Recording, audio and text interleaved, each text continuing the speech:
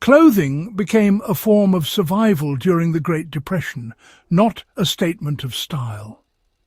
Before we get into it, if this kind of grounded, no-nonsense history matters to you, subscribe to Battlefield of Survival, like the video, and leave a comment with what modern skill you think people have lost. Now, let's get straight to the substance. Clothing stopped being disposable and started being a long-term asset. During the Great Depression, clothing shifted from something replaced seasonally to something maintained for years. Shirts, dresses, coats and work pants were expected to endure constant wear, hard labour and repeated repairs. Families treated garments the way we now treat tools or vehicles. A coat was not old until the fabric itself failed. This mindset transformed everyday clothing into a valuable resource, and that perspective alone is something modern survivalists can adopt immediately. Buying fewer garments made from durable fibres and planning to use them for a decade instead of a season mirrors Depression-era thinking more closely than any trend-driven wardrobe ever could. Fabric choice determined how long a garment could stay in service. Wool, cotton, denim and linen dominated Depression-era closets because they could be washed, repaired and reshaped repeatedly. Synthetic fabrics barely existed, and fragile textiles had no place in households counting every cent. Wool coats were relined when worn thin, cotton shirts were patched at stress points, and denim work pants were reinforced before they failed. For today's survival-minded viewer, this translates into prioritizing natural fibers that age predictably.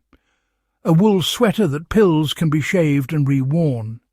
A cotton shirt can be patched invisibly. Polyester may be cheap up front, but it rarely offers the long-term adaptability Depression-era families relied on. Repair skills became household knowledge, not specialized trades. Sewing was not a hobby, it was maintenance. Buttons were saved in jars, thread was never discarded, and needles were passed down alongside recipes. Torn elbows, split seams, and frayed cuffs were fixed immediately to prevent further damage. This wasn't about aesthetics, it was about preserving usable material. A shirt with a visible patch was preferable to no shirt at all. Applying this today is straightforward and practical. Learning basic hand stitching, seam reinforcement and darning can extend the life of modern clothing dramatically. A 10-minute repair can delay replacement by years, which matters in both economic downturns and supply disruptions.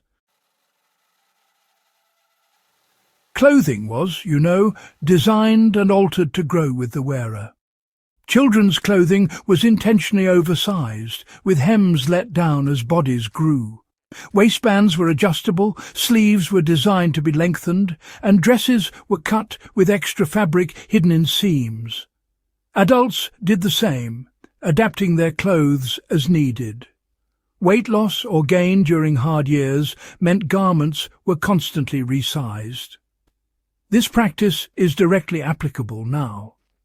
Choosing clothing with generous seams, flexible waist designs, or simple construction allows for future alterations.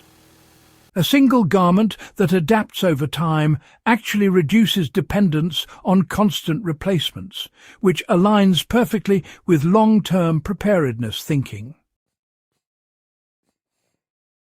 Worn-out clothing was never truly finished with its purpose.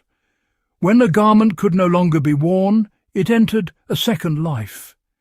Shirts became cleaning rags. Dresses were cut down into children's clothing. Wool coats were unravelled and re-knitted into scarves or blankets. Even unusable scraps were used for quilt batting or insulation. Nothing fabric-based was wasted. Modern households can apply this by designating worn clothing for secondary use rather than disposal. Old jeans become durable work patches. Cotton shirts become bandages, filters, or fire starters. This layered use of materials increases household resilience without additional cost. Laundry practices were adjusted to preserve fabric rather than whiten it. Frequent washing shortens a garment's lifespan, and Depression-era families understood this through necessity. Clothes were aired, brushed, and spot-cleaned instead of washed constantly. Harsh soaps were avoided when possible, and boiling was reserved for extreme cases. Today, washing clothing less frequently and using gentler detergents preserves fibres and reduces wear. This is not about nostalgia. It is about extending usable life during times when replacement may not be easy or affordable. Uniformity replaced fashion as a survival strategy. Most people owned only a few outfits, often similar in style and colour. This made mixing, matching and repairing easier. A neutral wardrobe meant fewer specialised garments and more interchangeable parts. For survivalists and minimalists today, this approach simplifies storage, repair and long-term use. Standardized clothing reduces decision fatigue and makes replacements or repairs more practical under stress. The value of clothing was measured in labour saved, not appearance gained. A durable coat meant fewer hours spent cold.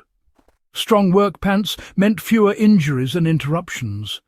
Clothing supported productivity and survival, not identity.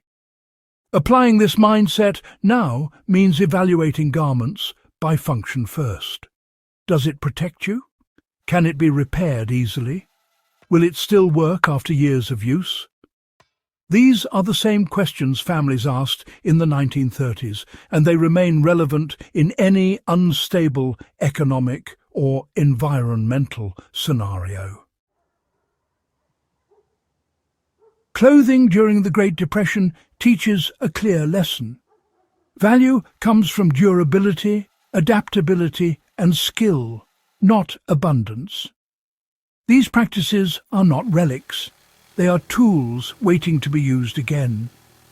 If this breakdown added something real to your understanding of survival history, subscribe to Battlefield of Survival, share this with someone who takes preparedness seriously, and leave a comment with the next everyday item you want examined.